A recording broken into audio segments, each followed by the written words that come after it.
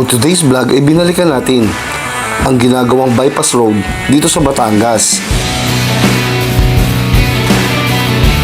Ito ay magdurugsong sa Tabangao-Lubao Road.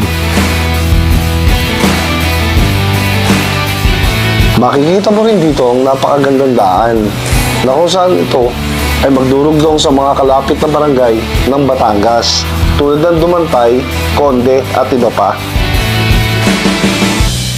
Layunin ng vlog na ito na ating marating ang pinakadulo ng ginagawang bypass road upang maipakita ko sa inyo kung saan na ba nakakaabot ang kanilang konstruksyon. Kaya tara na mga kapanalig, samahan ninyo ako na puntahan ang pinakadulo ng ginagawang bypass road na ito.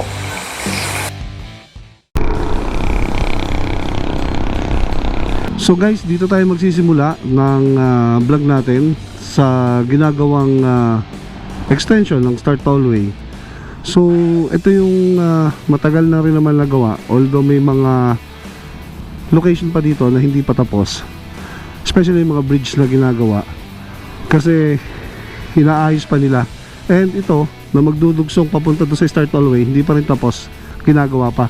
So ang ating vlog ngayong araw, akit tayo dito, puntahan natin itong kabilang side na to. Tingnan natin kung hanggang saan na nagawa yung dulo ng Star Tollway na to, o tinatawag nila minsan Tingga Sampaga Road.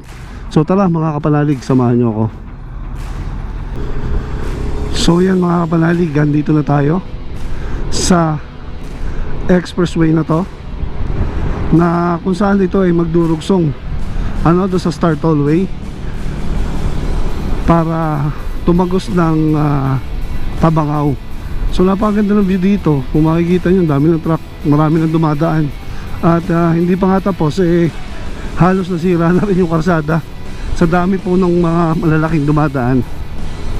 So ang purpose nito na karsadang ito kaya ginawa para po mas mapabilis yung mga pag-transport ng mga produkto galing po doon po sa Tabangao, lalo yung oil. And marami po kasing mga resources na nanggagaling din dito sa area na to, katulad po ng mga bato, mga panambak na ginagamit po sa aggregates na nanggagaling sa bayan ng Taisan at kung sa mga kalapit na bayan na dito rin po daraan para mapabilis po yung transportasyon. At kung sa ngayon ay makikita ninyo ay halos marami na ho o mahaba na po at nagpa-function na po itong karsadang ito.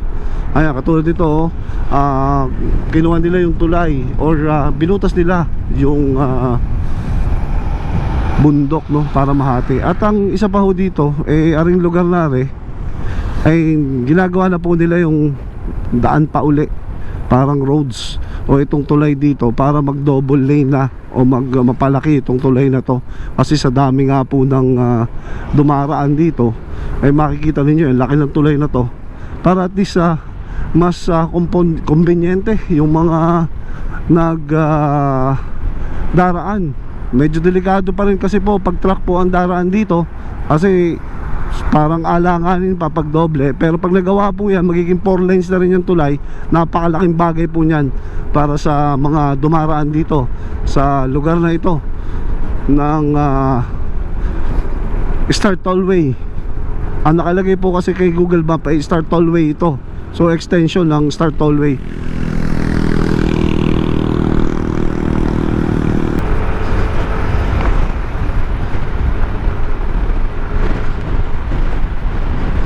Ayan, ang ganda ng daan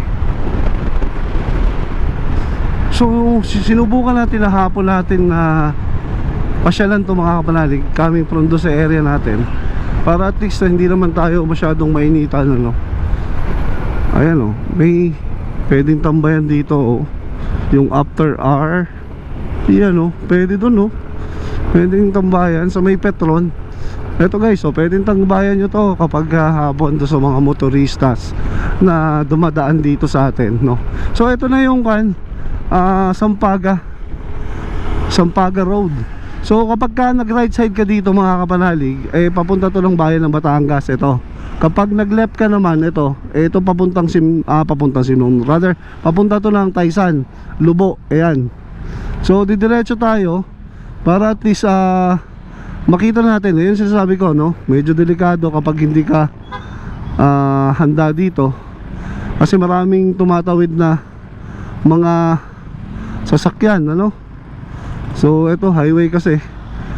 Ayan. So ito yung bagong extension na ginawa nila. Na dati ay hindi na daraanan. Pero nung way na dumaan tayo dito, before na umakyat tayo sa Conde, Santo Domingo, dun sa bundok na yun, eh nakalusot tayo. Pero hindi natin na puntahan kung alin o hanggang saan na ba yung naabot yun. Kita rin dito yung Monte Maria, mga kapanalig. So ang ganda rin dito magpalipad ng drone sa area ito. So mamaya na lang, doon na lang tayo sa may kabilang side, no, mga kapanalig. So makikita ninyo na napakalawak ng karsada, 4 lanes, 4 na linya po yung karsada dito.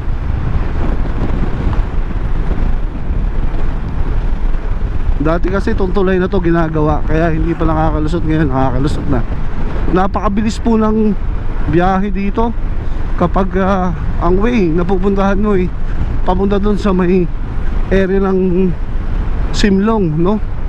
Yung diretso nito. So hindi ko pa nakita kung hindi ko pa po narating yung lugar kung aabot na ba ito doon o hanggang saan. So ngayon po ang ating target talaga ay maabot yung lugar, ano? Ayan, ito. Dito tayo dumaan dati noong umakyat tayo papunta doon sa Conde. Ayan. So ganda ng views, ayan, no?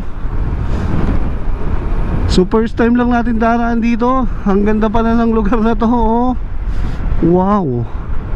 Hindi pa siguro nakakalusot yung mga truck dito, mga kapanalig, kasi wala pa tayong nakikita na lumulusot na mga truck dito.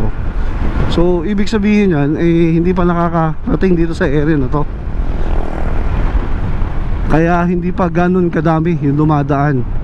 And supposed to be, ito ay magiging daan talaga nila papunta doon sa lugar na lalo tigit doon sa refinery, no? Na maraming mga business establishment na ginawa. So itong tulay, isa pa lang ang nagagawa dito sa area na ito. Isa pa rin lang siya. Wow, ang ganda naman ng mga pagkakatabas ng bundok, So na-open na yung quarry dito, mga kapanalig, no?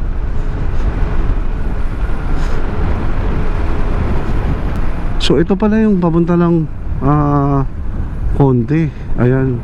So hanggang dito lang ako nung nagdaan. So ito, first time ko po na mapupuntahan itong lugar na to. Gusto ko lang maipakita sa inyo na dire-diretso na pala itong lugar na to, mga kapanalig. Ayan, Ayun, pinaluluang nila uli yung karsada. So eto, saan na tayong lugar? Hindi ko na alam to, guys, kung saan na tayong lugar. Pero samintado na rin,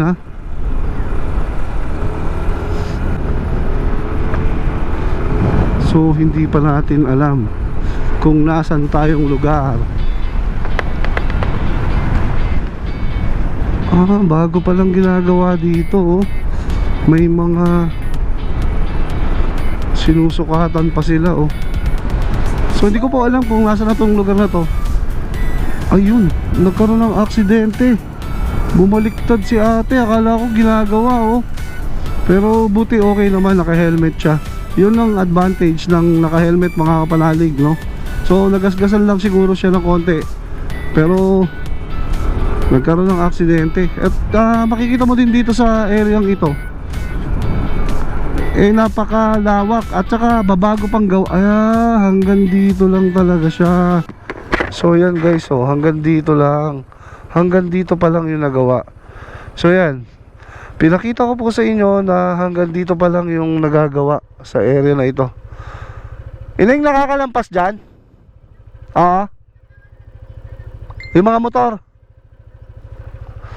Ayun, tinanong natin kung nakakalampas oraw. Saan ang labas dito? Hindi pa tapos. Tingnan ko lang yung dulo ha. Okay, sama kita sa vlog ko. Ayan, shout out. So, ito pala ay hanggang dito pa lang. Ayan, may rough road pa mga kapanalig na ginagawa dito. Kasasamento pa lang nila at hindi pa tapos. So try nating puntahan kung kakayanin natin sa pamamagitan ng motor natin kung hanggang saan nila nagawa. So hindi pa pala talaga tatagos dito. Ito pa lang yung ayan. Hanggang dito pa lang. So pinuntahan ko lang po to para at least makita nyo kung hanggang saan nila nagawa. Hindi pa po pala tayo makakatagos dito. Kasi kung makikita nyo tong area to, babago pa tong binoldoser nila. At hindi pa po talaga nadadaanan, Ayan, sinasamento pa pala. Ayan, ang kapal ng alikabok. Ito. Pero puntahan na rin natin. Mahaba na rin yung nasamento. Ayan guys, pinakikita ko lang po sa inyo kung hanggang saan na yung ginagawa dito sa area na to. Pero matigas na dito. Try natin puntahan kung hanggang saan. So ito po ay babago pang katatapos pa lang sigurong masamento.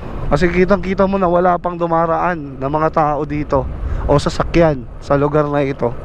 Ayan guys, So pagdating po doon sa dulo, pakita ko sa inyo kung hanggang saan talaga na nagawa. Hanggang dito na lang muna siguro tayo.